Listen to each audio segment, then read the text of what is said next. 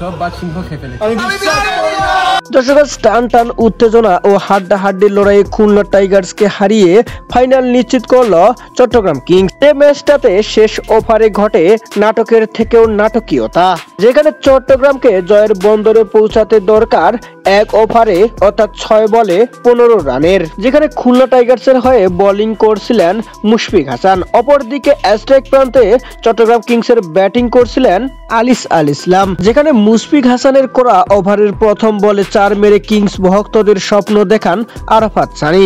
তৃতীয় বলে আলিস আল ইসলাম রিওয়ার্ড হয়ে উঠে গেলেন উইকেটে এসে প্রথম বলে বাউন্ডারি হাঁকান শরীফুল ইসলাম, তবে তার পরের বলে আউট হয়ে যান তিনি, ফলে আবারও মাঠে নামেন আলিস আল ইসলাম।